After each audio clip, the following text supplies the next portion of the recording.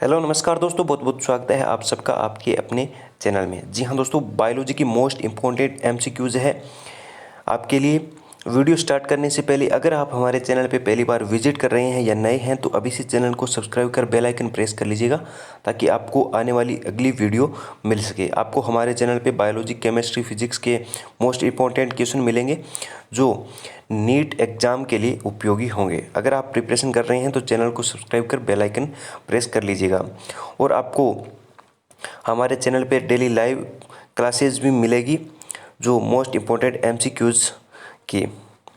और साथ ही साथ वीडियो को एंड तक देखिएगा, लास्ट में आपको ऐसा क्वेश्चन मिलेगा जिसका आंसर देने वाले को वीकली प्राइज भी मिलेगा। तो चलिए स्टार्ट करते हैं। बीजों की प्रकृति किसमें उत्पन्न हुई? कवक, शैवाल, टेरिडोफाइट्स, ब्रायोफाइट्स। तो आपका सही आंसर है वो है सी, टेरिडोफाइट्स। एजोला है क्या है? जलीय फरन, कवक, शैवाल, लाइकेन। इसमें आपका राइट आंसर है वो है जलीय फरन। एजोला है वो जलीय फरन है।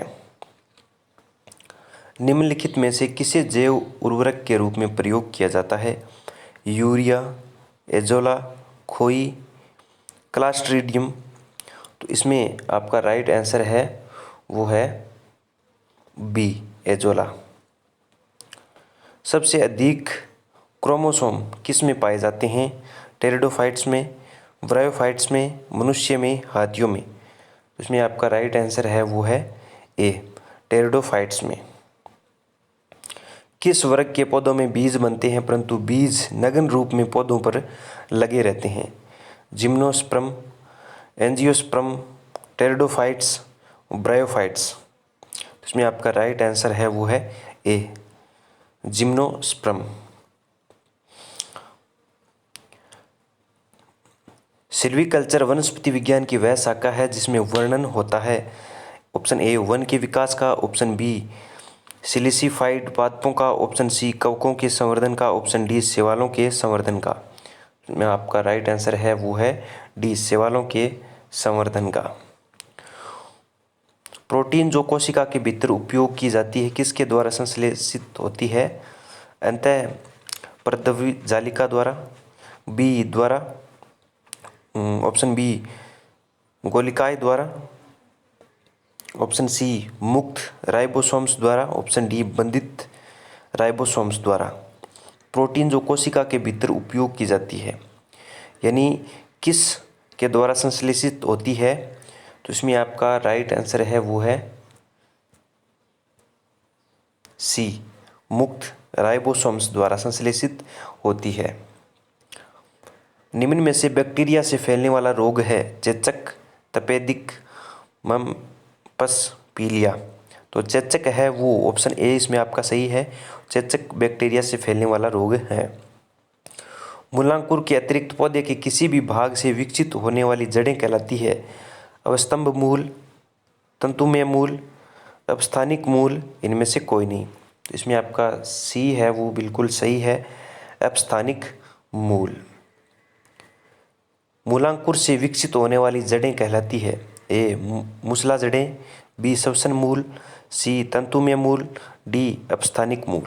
तो इसमें आपका ए है वो बिल्कुल सही है, मूसला जड़ें। श्वसन मूल मिलती है जूसिया में, मक्का में, पान में, इनमें से कोई नहीं। तो इसमें आपका ए है वो बिल्कुल सही है, जूसिया में। श्वसन मूल जूसिया में मिलती है। निम्नलिखित में से कौन सा एक जड़ नहीं है? शकरकंद, मूली, आलू, गाजर। आलू है वो है जड़ नहीं है। अवस्तंभ मूल पाई जाती है गन्ने में, चने में, चावल में, मूंगफली में। तो अवस्तंभ मूल है वो गन्ने में पाई जाती है। जड़ें विकसित होती है तने से, पत्ती से, परांकुर से, मूलांकुर से। तो इसमें आपका राइट आंसर है वो है डी, मूलांकुर से। गाजर है एक पुष्प, तना, जड़, इनमें से कोई नहीं। तो इसमें आपका राइट आंसर है वो है सी, गाजर है वो जड़ है। बरगद के पेड़ के तने से लटकने वाली मोटी जड़ें कहलाती है वायवीय मूल, आरोही मूल, स्तंभ मूल, वलयाकार मूल। तो इसमें आपका राइट आंसर है वो है सी, स्तंभ मूल। पेड़ में निम्नलिखित में से कौन सा हमेशा रहता है? पत्ती, जड़, कलिका, टहनियाँ। तो इसमें आपका राइट आंसर है वो है बी, यानी पेड़ में जड़ हमेशा रहता है। आलू का खाने योग्य भाग होता है जड़, फल, तना। तो आलू में जड़ नहीं होती है और जो उसका तना है वो खाने योग्य भाग होता है। आलू का खाने योग्य भाग होता है वो है तना। नागफनी में प्रकाश संश्लेषण कार्य होता है पर्णकाय स्तंभ द्वारा, सलकंद द्वारा, धनकंद द्वारा, इनमें से कोई नहीं। इसमें आपका राइट आंसर है वो है पर्णकाय स्तंभ द्वारा। निम्नलिखित में से कौन एक तना है? गाजर, ऑप्शन बी मूली, ऑप्शन सी आलू, ऑप्शन डी ये सभी। तो निम्नलिखित में से एक तना है वो है आलू। सी ऑप्शन आपका बिल्कुल सही है। आलू भूमिगत रूपांतरित तना होता है जिसे कहा जाता है सलकंद, शकरकंद, धनकंद, कंद। तो इसमें आपका डी ऑप्शन बिल्कुल सही है, कंद। जो आलू भूमिगत रूप से रूपांतरित तना होता है भूमि के अंदर, उसे कंद कहा जाता है। हल्दी के पौधे का खाने योग्य हिस्सा कौन सा है? फल, प्रकंद, कंद, जड़। हल्दी का जो पौधे खाने योग्य हिस्सा है, हल्दी को जिस पौधे के जिस भाग को हम उपयोग में लेते हैं वो प्रकंद कहलाता है। ऑप्शन बी इसमें आपका बिल्कुल सही है। अदरक क्या है? राइजोम, बल्ब, जड़, इनमें से कोई नहीं। तो ऑप्शन ए है इसमें आपका बिल्कुल सही है, राइजोम। प्याज किसका परिवर्तित रूप है? जड़, पुष्प, तना, फल। ऑप्शन ए जड़ है, ऑप्शन बी पुष्प है, ऑप्शन सी तना इसमें आपका सही है। प्याज है वो तना है। वे पौधे जिनमें कभी पुष्प नहीं बनते हैं क्या कहलाते हैं? क्रिप्टोगेम्स, एंजियोस्पर्म, जिम्नोस्पर्म, इनमें से कोई नहीं। इसमें आपका राइट आंसर है वो है ए, क्रिप्टोगेम्स। संसार का सबसे बड़ा पुष्प किसके द्वारा उत्पन्न होता है?